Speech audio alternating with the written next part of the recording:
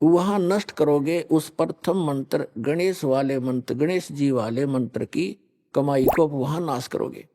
वहां जब पल्ला खत्म हो लेगा, आपकी पूंजी माइनस हो जाएगी, उसके बाद आपको ब्रह्मा और सावित्री के लोक में प्रथम मंत्र की पुण्य कमाई के साथ वहां भेजा जाएगा। वहां जाकर नैश्रित आपका ऐसे ही देवघर में जन्म होगा, फिर आप वहां कर्म पूरे करोगे, अपने ठाठ वहां भोगोगे। वहां भी रेस्टोरेंट है और आपकी कमाई के कुछ चार्ज लेते हैं ये सब। वहां जब आपकी पुण्य समाप्त हो जाएगी, वहां से फिर विष्णु जी के लोक में भेजा जाएगा, और फिर वहां से जब आपके पुण्य समाप्त होंगे, फिर आप शिव जी के लोक में भेजे जाओगे। जब आपके वहां पुण्य समाप्त हो जाएंगे ये भक्ति के, फिर आप दुर्गा जी के लोक में भेजे जाओगे। वहां जब समाप्त हो जाएंगे, जिसने प्रथम मंत्र कर रखा है, सतनाम भी ले रखा है, तो उसके बाद क्या होगा, सतनाम के प्रथम मंत्र जो ब्रह्म का मंत्र है, फिर आप ब्रह्म लोक में जाओगे।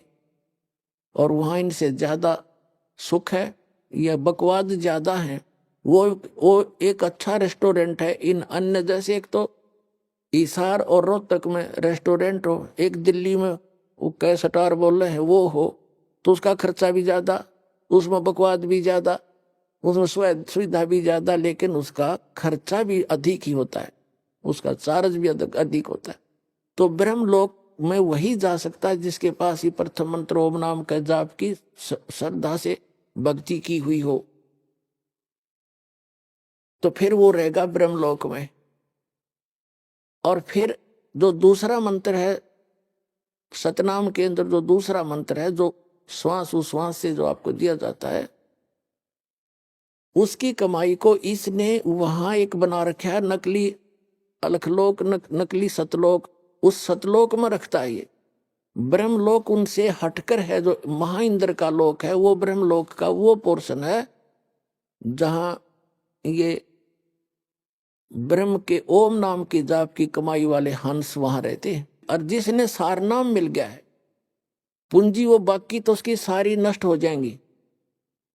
सार नाम जिसको मिल गया है और आपको याद आ गया उस समय भी, यदि पहले याद आ जाता है, जैसे आप गणेश जी के लोक में गए या विष्णु जी के लोक में गए और वहां जाते ही आपको याद आया कि मैं तो गलत होगी, यहाँ तो मेरी सारी पूंजी नाश होगी, रोज की उनको दिखाई देती है बैंक बैलेंस, जैसे जैसे पैसे निकालते हो और उसमें डेली निकल आ जाती है रिपोर्ट, ऐसे वहां डेली चलता आपका इतनी पूंजी खत्म होगी, इतनी आज इतनी, आज इतनी, आपने इतना खर्चा कर दिया।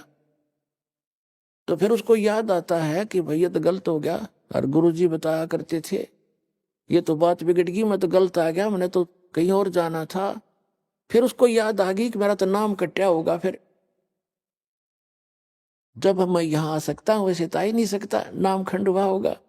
तो यहां कहते हैं शिव मंडल ब्रह्मापुरी चाहे विष्णु लोक में हो, हमरे गुण भूले नहीं तो आन छुटाऊं। तो यदि वहां भी आपका ये बात याद आ गई कि मैं तो गलत आ गया, भगवान कोई गलती बनी होगी मेरे ते, वो गलती ऐसी बनती है जो स्वयं को मालूम ना हो और गुरुद्रोही ना हो, वैसे गफलत करके हट जाता है आदमी दूर, तो वो गुरुद्रोही नहीं होता, उसकी फिर वहां भी अर्जी स्वीकार होती है, तो परमात्मा वहां पहुंच जाते हैं और उस लोक में जाकर वहां के प्रधान से कहते हैं छोड़ इसको, ये हमारा भक्त है, तुम कैसे ले आए इसको।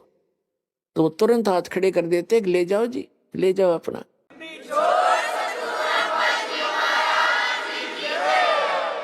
लेकिन उस नालायक ने काम कितना बिगाड़ दिया, अब उसको कहाँ रखेंगे भगवान। इस एक ब्रह्मांड, प्रत्येक ब्रह्मांड के अंदर मालिक ने अपना एक राजदूत भवन जैसे होता है ना, प्रत्येक कंट्री का, प्रत्येक कंट्री में, प्रत्येक देश का, प्रत्येक देश में, ऐसे मालिक ने ऐसा गुप्त स्थान बना रखा है वहां पर। और वो इनका भी समझ में नहीं वो है क्या चीज, तो वहां ले जाकर स्टॉक रख देते हैं बीज रूप में, बोरी की बोरी भरी धरी है वहां पर।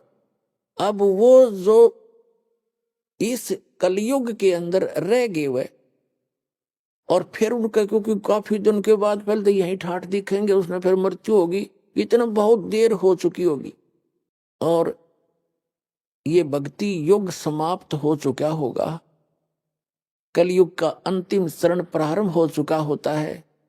तो अगर उससे पहले याद आ जाती दोबारा जन्म देते हैं परमात्मा, यहीं पटक देते हैं फटाफट और शुरुआत कर देते हैं। और जो बाहर रह जाते हैं उनमें वो फिर क्या होता है, वहां स्टॉक रखा भगवान ने। और अब जो वो 4 युग तक उन वहीं बंद रहेंगे, उनको मालिक एक आध को बेसिक जैसे कुछ एक को कलयुग में भेज देता है, फिर उनको शुरुआत हो जाती है धीरे धीरे, फिर उनकी संतानें बढ़ती हैं, उन भक्ति बीजों के घर पर ही परमात्मा उन स्टॉक को अब भेजेगा आपके घर, जो किसी युग में सतयुग में उन्होंने भक्ति की थी।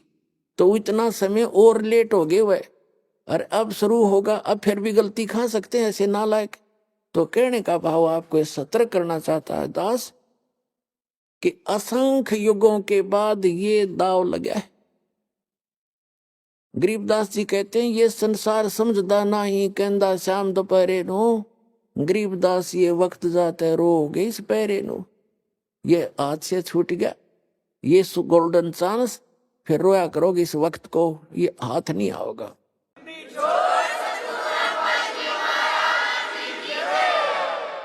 अब क्या बताना चाहा है, अब ये वो समय है जिसमें आप पार हो सकते हो।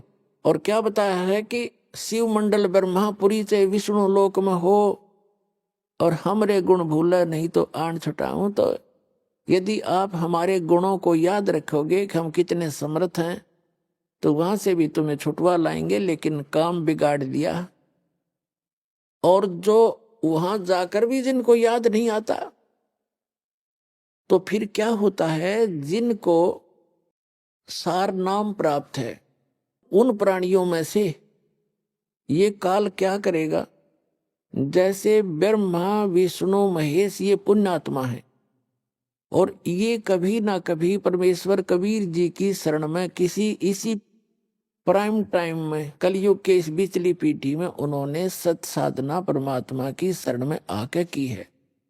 और वो सार नाम प्राप्त होने के बाद तो उनकी कमाई का अंत नहीं रहता, इतनी हो जाती है भक्ति की। तो उनमें से उनको वो अलग रखता है, उस अगम लोक में रखता है, अलख लोक में। सतलोक से ऊपर अलख लोक है, उन आपस में एक दूसरे का कोई कनेक्शन नहीं रहने देता, उनको पता भी नहीं कि ऊपर कौन रह रहे हैं दूसरे लोक में, वहां रखता है, वहां इससे अधिक उनकी सुविधाएं हैं। तो उनमें से ब्रह्मा विष्णु महेश रूप में अपने घर जन्म देके और उन पुण्यात्माओं को यहाँ का कंट्रोलर बना देता है। उनकी आयु बहुत लंबी होती है। पुण्यात्माओं, ये जो ज्ञान है ये कबीर गॉड गिवन है, और कबीर परमेश्वर कबीर जी ने अपनी प्यारी आत्मा गरीबदास साहिब गांव छुड़ाने जिला झज्जर हरियाणा वाले को ये ज्ञान दिया था, और वो स्वयं आकर मिले थे। उसी उपलक्ष्य में ये समागम अब चल रहा है, जो फाल्गुन द्वादशी का ये भोग लगेगा कल को। तो उन्होंने ये ज्ञान दिया, उस परमात्मा के इस यथार्थ ज्ञान को हमें समझाया। अब क्या बताया है, अब जैसे ब्रह्मा जी की आयु है, पुण्यात्माओं कल का जो सत्संग था उस सत्संग को आज फिर से अब जोड़ा जा रहा है।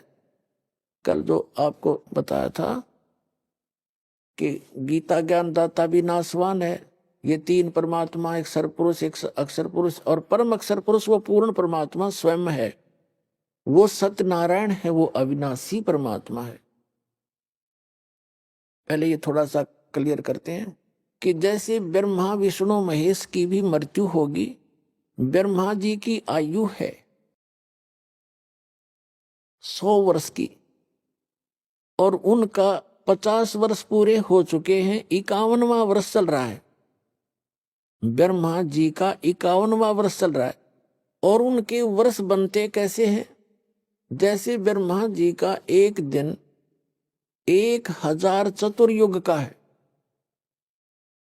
और एक चतुर्युग में कितने वर्ष होते हैं, सतयुग त्रेता द्वापर कलयुग, ये चारों युग मिलाकर एक चतुर्युग बनता है, चारों युगों का। और इनके कुल वर्ष कितने हैं, 43,20,000 वर्ष एक चतुर्युगी में। और ब्रह्मा जी के ऐसे ऐसे 1000 चतुर्युग का दिन इतनी ही रात्रि है, अब जैसे अब ये वैज्ञानिक छाती कूट रहे हैं कि हमने बहुत बड़ा वो कर लिया, अनुसंधान कर लिया, और बिग बैंग वाला थ्योरी है कि उसमें ऐसा हुआ, धमाका हुआ, फिर ऐसे बन गया, और फिर सारा अणु बनकर ये ऐसे मिल गया।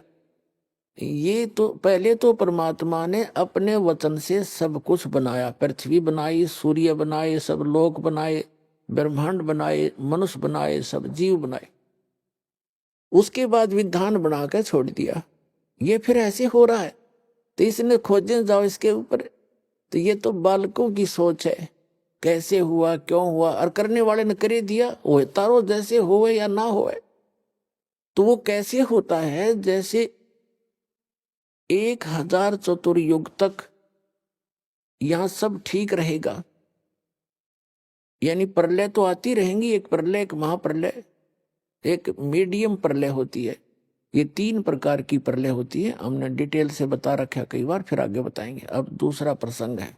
तो जैसे ब्रह्मा जी का एक दिन पूरा होगा, तब कितना समय बीत जाएगा, 1000 से गुना कर दो 43,20,000 को, तो 4,32,00,00,000 वर्ष बीत जाएंगे। तब क्या होगा, रात्रि शुरू होगी ब्रह्मा जी की, और पृथ्वी लोक पर, पाताल लोक पर और स्वर्ग लोक में कोई प्राणी नहीं रहेगा। ये सभी मृत्यु को प्राप्त हो जाएंगे, सब पानी ही पानी भर जाएगा, इसमें प्रलय हो जाएगी। और उसके बाद क्या होगा कि सभी प्राणी वो ब्रह्मा जी के लोक में अलग अलग स्थिति में, अलग अलग जैसे जिसके कर्म है वहीं पर उनको रख दिया जाएगा। और तब तक इतनी ही रात्रि के बाद फिर ये स्थिति फिर से सभी ग्रहों की सुचारू हो जाती है, और उसके बाद फिर इन पर फिर से जीवन शुरू हो जाता है। तो कहने का भाव यह कि इतना ऐसे 30 दिन रात का एक महीना हो गया ब्रह्मा जी का। एक महीना ऐसे दिनों का जिसके एक दिन में 4,32,00,00,000 वर्ष, और इतने रात्रि में, और ऐसे 30 दिन रात का एक महीना, ऐसे 12 महीने का एक वर्ष, और 100 वर्ष की आयु है ब्रह्मा जी की। पुण्यात्मा गणना भूल जाओगे आप, इतनी लंबी दी है इसकी आयु आपने। और उसके बाद विष्णु जी की ब्रह्मा जी से 7 गुना अधिक आयु है। अब ये गणना तो छोड़नी पड़ेगी, हमने ब्रह्मा जी के 100 वर्ष लेने पड़ेंगे इस गणना को आगे से बढ़ाने के लिए। तो 700 वर्ष हो गए ऐसे वर्ष बने हुए विष्णु जी की आयु, और भगवान शंकर की विष्णु जी से 7 गुना, तो 4900 वर्ष ऐसे वर्ष बने हुए श्री शिव जी यानी तमोगुण भगवान का जीवन है, इतनी आयु है। ऐसे 70,000 जो तमोगुणी शिव मर जाएंगे की मृत्यु हो जाएगी, तब एक ब्रह्मांड का, पूरे ब्रह्मांड का विनाश होगा। इसमें सब ब्लास्ट हो जाएगा एकदम सबका, ऐसा होगा। और फिर क्या होगा, तो फिर एक युग होगा, वो किसका, अक्षर पुरुष का। श्रीमद् भगवद गीता अध्याय नंबर 15 पर आइए, श्लोक नंबर 16 और 17 में सरपुरुष और अक्षर पुरुष, ये 2 पुरुष बताए। सरपुरुष और अक्षर पुरुष के लोकों में सरपुरुष के 21 ब्रह्मांड है इस काल के ब्रह्म के, और अक्षर पुरुष के उस पर ब्रह्म के 7 संख्य ब्रह्मांड है। तो इनके अंतर्गत जितने प्राणी हैं वो भी नाशवान हैं, और ये भी दोनों नाशवान हैं। अब ये एक युग हो गया अक्षर पुरुष का, और ये कहता है गीता अध्याय नंबर नहीं होगा।